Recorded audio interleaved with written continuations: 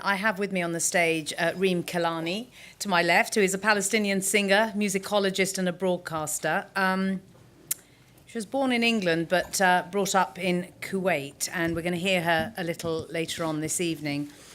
Her signature contribution, there are many, but I'm just going to focus on this just as the introduction, is to introduce countless non-Arab musicians to Arabic and Palestinian music. That's just the tip of the iceberg of what she does. And to my right is the writer Aminatta Forna, who was born here in Scotland and raised in Sierra Leone and the United Kingdom. She's a professor at Georgetown University in Washington, D.C., and has written many novels, including a memoir.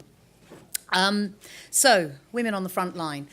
There are lots of front lines, so I think we're going to start with the front line that is very personal, the front line of growing up in a family. So I'd like to ask both of you to begin with. Aminatta, tell me about this, not for you, an unusual childhood, but for many people who are about to hear about it, a very unusual childhood. Well, welcome, and I'm happy to be here. Thank you so much for coming to this. I think it's the last session or last book one. My parents, I was thinking and talking about this question of the front line, whether we're talking about conflict zones or areas of comfort, of challenge, of change. My parents were just extremely defiant people from the start. I was raised by defiant people. The first thing they did was marry each other. My mother is Scottish. She's from the Highlands. Originally, my family came from the northernmost island of the Shetlands, in fact. And my father is from Sierra Leone in West Africa. He came to Britain to study. He was what Wole Soyinka called a member of the Renaissance generation. So he came of age at the same time as his country. And for those young men and women, they had given to them the challenge and the privilege of bringing their country, of leading their country into the future. He came to Britain on a scholarship. I'd like to make a little parallel with Barack Obama, because that was exactly the same a series of events that brought Obama's father to America, brought my father to Scotland, and he met and married my mother here against the wishes of both families. So they were already, I was already brought up in a world of defiance. I was born here but went to Sierra Leone almost immediately, and my father got involved in politics and then spent a lot of my childhood in and out of prison as a political prisoner. So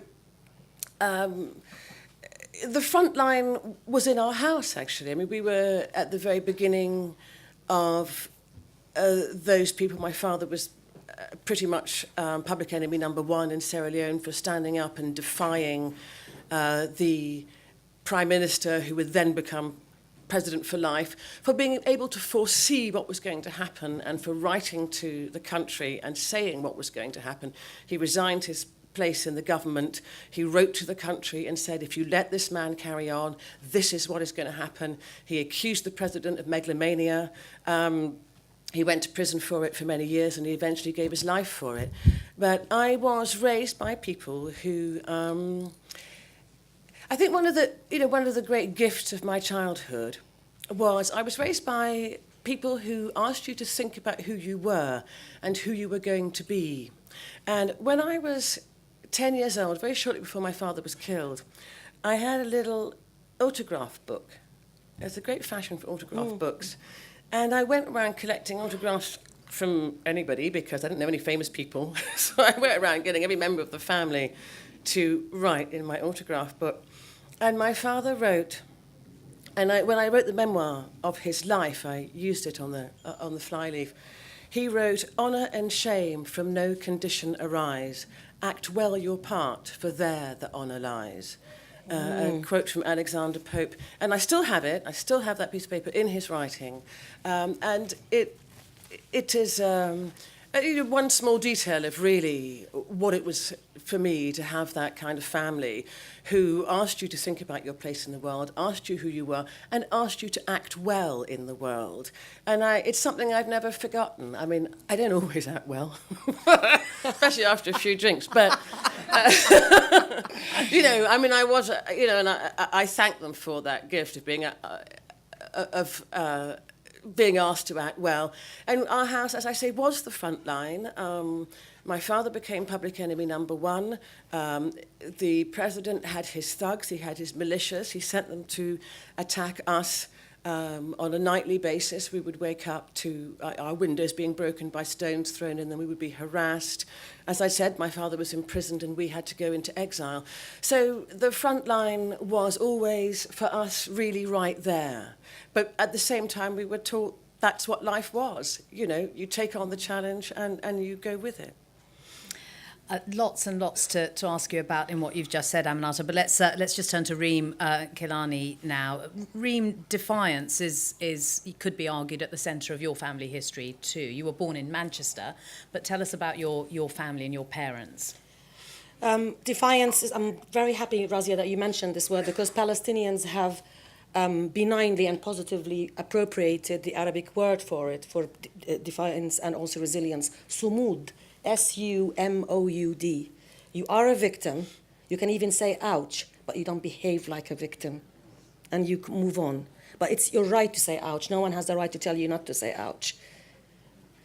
So I was born in Manchester, and you might notice that I don't have the up there-like accent, so you're safe. Of Palestinian parents, my father was a physician who trained in the UK. My father was part of the generation, my parents, whom we call the Nakba generation, the catastrophe, the generation of Palestinians who were expelled and ethnically cleansed. I have to say these words that you don't hear much on the media. They were expelled, they were ethnically cleansed from their ancestral homeland, Palestine. At the same time, so my father came to the UK to read medicine, and obviously I was conceived in Manchester, and I was born in Manchester, but very much like Aminatta, you were born in Scotland, but you were a child when your parents left, and it's the same. I was 2 when my parents left. At that time, the Gulf countries had just gained independence, and they were looking for highly qualified people to build the educational system, the NHS system, and queue all these highly qualified Palestinian men and women with no homeland to go back to. So my father was one of the founders of the Kuwaiti National Health Service. And in pre-1979 Kuwait, it was a subtle grassroots Wahhabi belief, but it was actually quite secular. Kuwaiti women have always been paid the same amount of money Kuwaiti men have been paid. I took that for granted. I grew up with a terrible expression called the expat community, but it is what Tony Blair decides to call multicultural. I grew up with all sorts of nationalities, and even during apartheid, when we had fantastic South African radiologists, they used to come under a British passport because Kuwait wouldn't allow South African apartheid passports. So I grew up with all sorts of communities, and for me, that was the norm. My father comes from the Kelani family, which dates back to a great Sufi scholar, Hazrat Abdul Qadir al-Gailani. So that has always been at the heart of my personal and collective existence. And we were taught how to recite the Quran, and at the same time, I was taught to memorize the American songbook. And I was very comfortable with reading the chapter about the wonderful Joseph and his amazing Technicolor Dreamcoat. And next minute I'm singing, I've got the half of it, dearie blues. I never saw any conflict with that. My mother comes from Nazareth, and I was telling Razia earlier on, she learned the Quran at the hands of the Dutch nuns in the Christian missionary school in Nazareth. So, and then I moved back to the UK. I say I moved back simply because I was born here.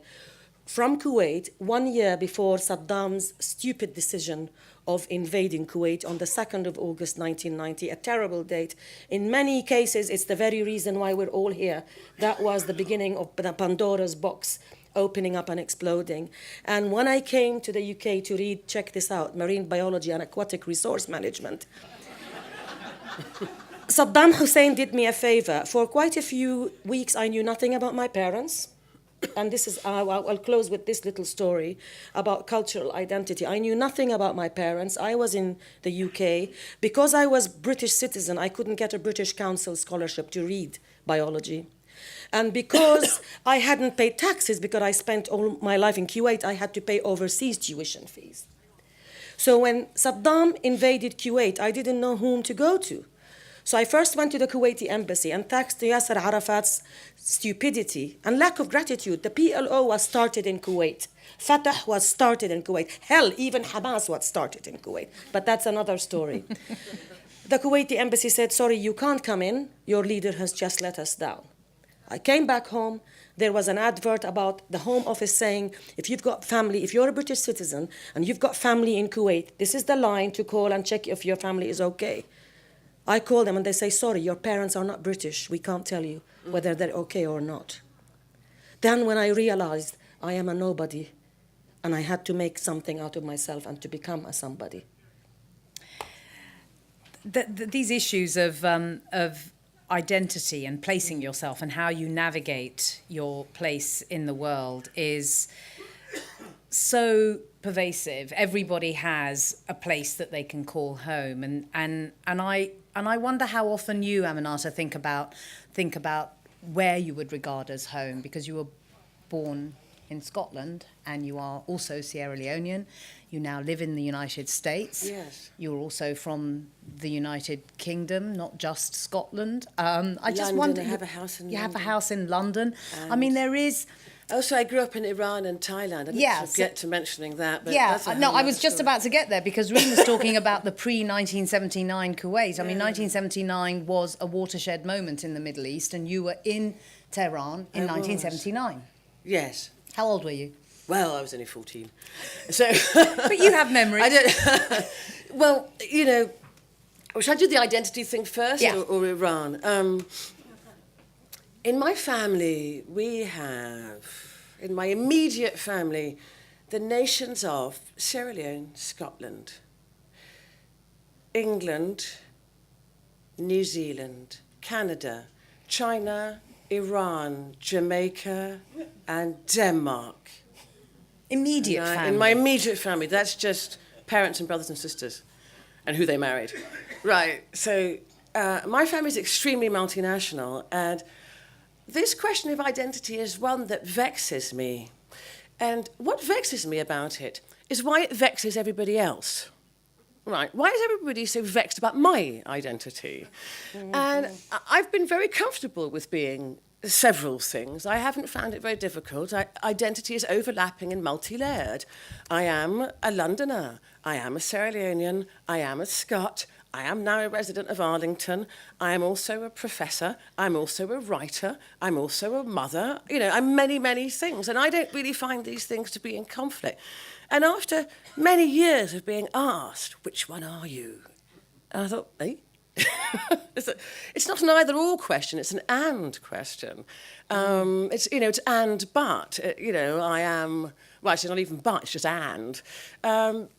And then I began to realise, and especially now in this day and age where it's all coming, the whole horrible boil is bursting, I've come to realise that actually when people ask me that question, it's their identity that they are anxious about. It's their identity that they're anxious about, and they can't quite understand when they see people navigating and being undisturbed by change and difference. They can't quite get their heads around it.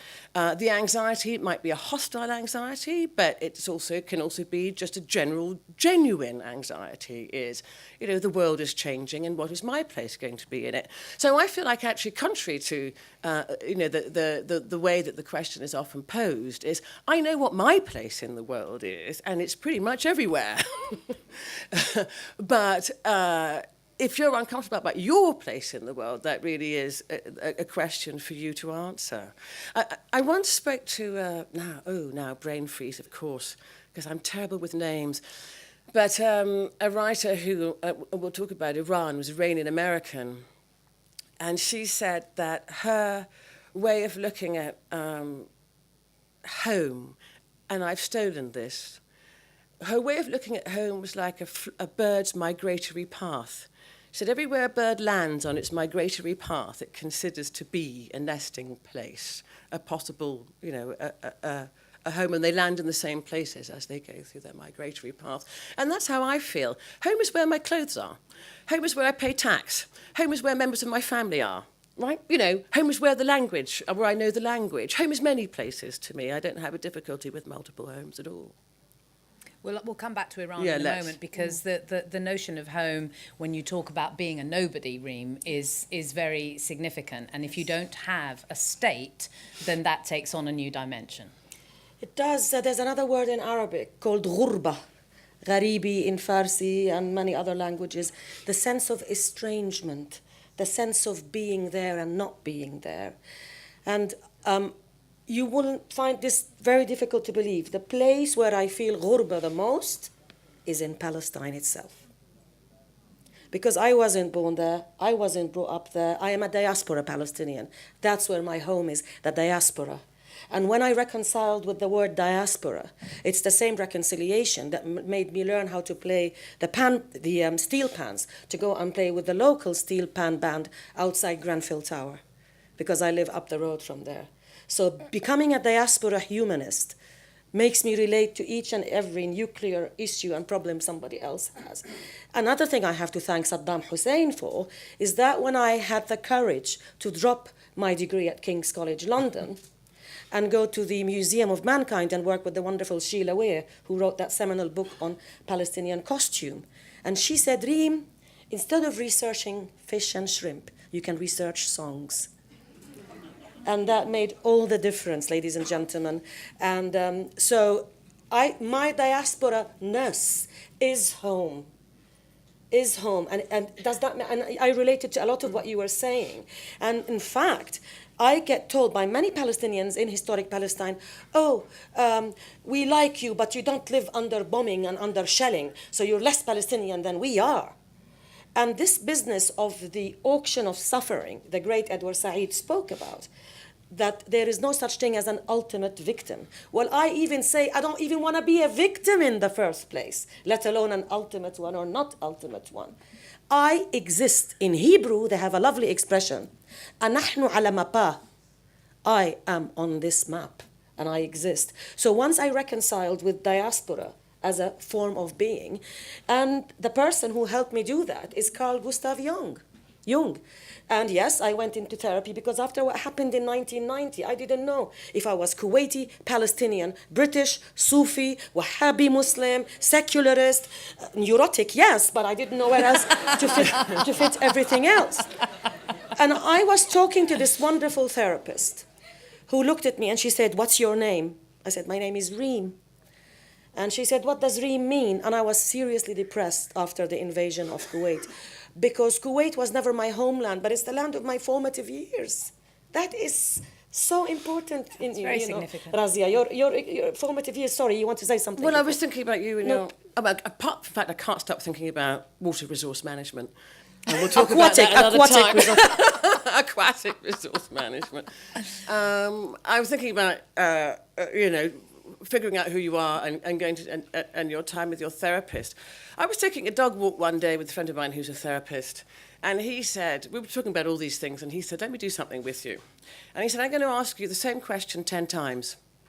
And every time you answer, you have to give a different answer, and you have to do it straight away. No hesitation, no repetition, right? Straight away, right? First question, who are you? Second question, who are you? Third question, who are you? Fourth question, who are you? Now, I did this. I teach transnational literature. I have a multinational class at Georgetown University, and I teach them. I did it to my students. Only 2 of 18 students put ethnicity or nationality anywhere in the top 3, or 4 even. They described themselves, when I did it, I said writer first. They described what they did. They described their relationship to their families, right? They described, they said sister, brother, mother, they said writer, student, they said economist, they said all of these things, but they didn't go to ethnicity and race, and nor did they go to gender, actually. Hence the diaspora, the diasporic. That's interesting. But it's quite interesting that, if I read a newspaper article about myself, the first thing, it will say writer, okay, because that's why they're writing about me, but it will mention my gender and my ethnicity straight up there. But when I walk out in the street, I don't walk down the street going, and here I am, a black woman. Yeah. Walking down the street. Hey, I'm Palestinian. PPP, Palestinian. Free Palestine. Free Palestine. So... So You surprise me that you don't do that when you walk down the street, Reem. No, I tell you why. I tell you why, Razia. Back to Carl Gustav Jung. The therapist told me the story of this chronic depressive patient of hers who was Jewish. Jung tried everything with this woman. He tried everything. That was the thread that I held. And he tried to find out everything. He tried everything with this Jewish patient, and nothing got better. He said, tell me about your ancestry. And she said, I come from a bloodline of rabbi after rabbi, but I'm secular. I want nothing to do with my faith. He taught her to reconcile with her Jewishness without being Jewish, the collective with capital C. And that's when I realized I come from a Sufi family. Yes, I don't use it in the music because, my God, if I used it in my music, I'd be #1 at WOMAD. Yeah, give me some of your Sufi vibes, baby. I come from a Sufi background, and I had to reconcile with my ancestors. I get emails, Razia, telling me, remove the name Kelani because you're not worthy of this holy name because you're a singer.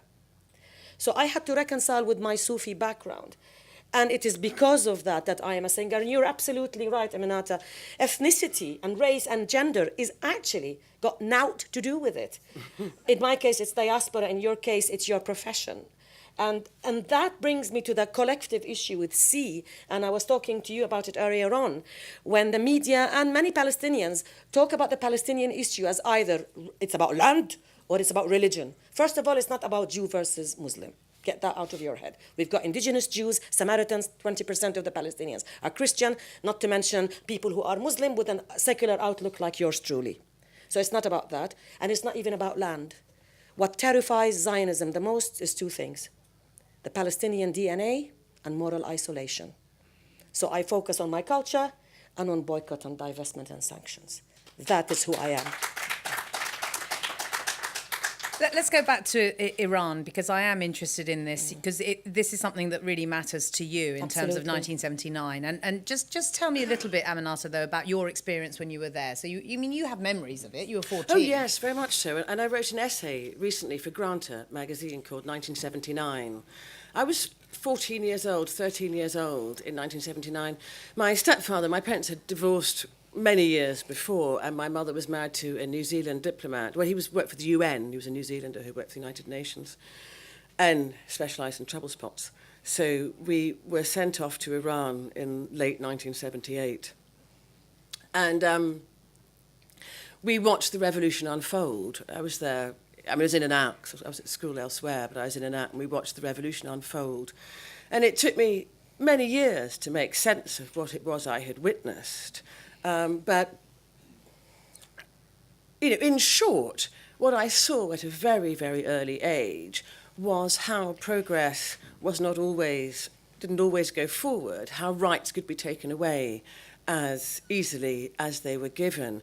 And if you think about being a 13-year-old girl and going through puberty in a country which is beginning to make the veil mandatory, which is beginning to treat women as though they are chattel, which is taking rights away from women, stopping them from working in, doing their jobs, that was really an extraordinary experience. So every time I went back to Iran, of course, 1978, the Shah was still there. It's February of 1979, he leaves, isn't it? I was at a British boarding school.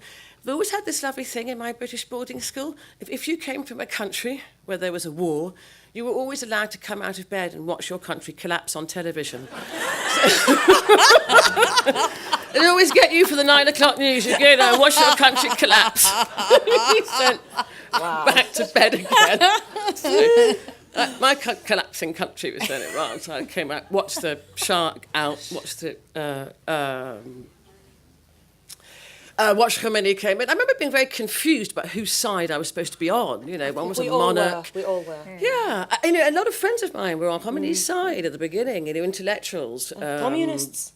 Yeah, and I always remember a woman. I tried to find her actually, who she was an artist. She'd been in exile under the Shah's regime. She'd come from, Nazi was her name. She'd come back from California. This was now the spring of 1979. And all the intellectuals and the artists were back, and they all thought the country was changing. It was going to be wonderful, because that's how it started off, as a revolution of the intellectuals and the artists. And there she was, and she said it was all going to be so different. Well, by the end of the summer of 1979, it had all closed down, and people had begun to flee. And my mother's actual claim to fame is that what happened... She was married to a New Zealander, so she was New Zealand, had a New Zealand passport by that time, and a British passport, and most of the staff had been evacuated, so she was working in both embassies, just doing, helping out with admin and that kind of stuff. But at the point when the American hostages were taken, and several of them managed to avoid capture, she hid them first they were hidden in the New Zealand embassy, and then they were moved to the Canadian embassy, and she was part of the process of hiding these Americans. And then they did get them out exactly as the movie Argo shows. They did come up with this whole idea that they were part of a film crew. But the joke in the family, which has never really pleased my stepfather, was that he never knew what she was doing. She was hiding Americans, and he never knew. But anyway, that's an aside. By the end of the summer of 1979, it was over for Iran. You know, the comité were on the streets. They were forcing women into veils, and everything had changed. And I always wonder about that artist, Razia. I tried to find her when I wrote that essay in 1979. I remember her surname. I won't say it now in case it's indiscreet, if this goes out on the internet. But I've always wondered what happened to her. I've always, really thought about that shattered dream, really, of going back to your homeland, only to have that hope really burn for less than a spring and a summer. Reem, 1979 really did change the Middle East. The emergence of political Islam it has completely altered what we see today. And I wonder about your relationship with the sacred and the secular, because it's so much a big part of your philosophy, but also your music and what you hope to achieve. Just tell us a little bit about that. I'll make it quicker, because I think Aminatta has the right to talk more, because I'm going to be boring you to death in my concert. So I can talk more in detail. Those of you who don't know, I'll be performing soon in the... and you don't want me talk to about sing. Being plugging, but before 1979... She can do many things, but singer would not be in that list, right? There was another date, I don't know the exact one, maybe William can tell us, which precipitated the 1979, that disgusting party in Persepolis. Do you remember the date? Yeah, you can go GTFQ, Google the question. Someone told me that. So there was that big expensive party that the Shah had in Persepolis. So poor Iranians, who were the majority, were saying, what on earth is this? That was one of the... And the BBC4 did an excellent documentary called The Most Expensive Party in the World. And those who hold these little shops, we call baqqal, all of them are Iranian. Salam alaikum azizan, wallahi azim. So I would walk in each... Thank you, October 71. Thank you. That was one of the precipitants of what happened. And I would walk into these Iranian little shops, and they would be saying, how could they do this? They brought birds, not indigenous to Persepolis, to impress the guests. The birds were dying and dropping like rain. So that's one of the triggers of the 1979 thing. And Kuwait, as I told you, was relatively secular. 1979 changed everything, just like the 2nd of August, 1990. I am against these pictures that are very common now on Facebook when people say, look how Iran looked so modern with mini jutes before the revolution. That was also Rhinoceros, the famous play. Forcing anyone to look all the same is wrong, is Rhinoceros. Whether it's hijab or mini jupe, there should be freedom of choice. So this over-lamenting on a secular Iran is also actually denying that we need to accept our collective. People in the Arab and Muslim world are Muslim, majority. The changes have to come from within. But suddenly to see 50% of the Kuwaitis are Shia Iranian. Suddenly next day, literally the next day that Khomeini came, all my Shia friends came into class wearing a veil covering their chin and saying, we are Shia. And one Sunni girl was fighting with another Sunni girl, and she said, I hope when you die, you find a Shia bone in your grave. That I never, ever heard in my life. That is 1979, and it's never been better since. We're gonna pause certainly from me asking questions, because we're slightly running out of time, but I want to invite perhaps some of the women on the fellowship, the 1325 fellowship, to maybe start asking some questions. Hannah. I want to thank you. I don't have a question. I just want to share something because I think I came here just to attend this session because the first day I came here, I was telling my story to my colleagues. One of them, I don't remember, asked me, where is home? And she slapped me and I was looking at her and I said, I don't know. And I lived in diaspora for a long time, Morocco, London, Switzerland, etc. And now I'm living in Jordan. And when I was living before Jordan, I was always thought that Libya is home. And then when I returned to Libya and the revolution happened and then I fled Libya in 2013, and I went to Jordan, I kept thinking that my answer will be always Libya. But when she asked me here, where's home? I didn't know where's home. I didn't have an answer. And every day I'm telling Wiam and Bahar, I'm disturbed. I don't know where is home and I don't have an answer. And thank you for answering that to me. Thank you. And thank you for sharing that. Anyone else would like to say something? Oh, don't be shy.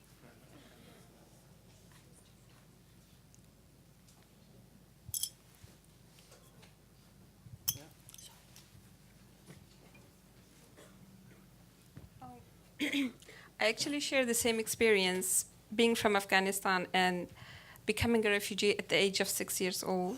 When I was 6 years old, my parents left the country due to war and started living in a neighboring country where my parents were not accepted, were not integrated for 18 years of their lives that they've spent there. I was educated there, but at the end of the day, I was not accepted or integrated within the community. Came back to my country, started working for my own community, but I was seen as an outsider. I was seen as somebody who is coming from a country which was considered enemy or a country who is creating problems in the country. So I went to Germany for studies. I came back to my own country. I was perceived as a spy of the Western community. I came to London. I faced the same issues, like I was looking for my own identity, but the diaspora, this is what I actually identify is the home, and that's true. And I've started working with diaspora communities, and now we have a platform of women leaders within the diaspora from conflict and post-conflict countries. Bravo. Thank you very much for sharing that. One more over here. Well, thank you very much. I'm from Pakistan, and I don't have any question. But it's been 6 days I'm on this forum. It's my first time I'm here. And today I didn't speak anything. I didn't ask any question. But when I'm sitting here, I was thinking that the woman, what I am, I struggled a lot while all my journey. I'm a PhD doctor. I'm doing postdoctorate from LSE. I was thinking it's a self-realization, nothing else. That I was thinking that, am I a mother, I'm a teacher, or I'm a social activist, or what I am? But when I'm hearing you guys, means you girls or whatever, means I'm really this is I am thinking that it's a journey that I'm starting from now, that it's a self-realization, that now I am taking so many things from here that I would go back home and I would teach my girls. I'm teaching in a female university. So it's kind of inspirational, you ladies. I really salute you. Thank you. I will say something. There's a psychiatrist called Boris Cyrulnik. And Boris Cyrulnik was a French and Jewish, and he lost his parents in the death camps in the Second World War, and he managed to escape because a neighbour hid him, and he lived as a child on the streets of Paris, and eventually he became a messenger for the resistance.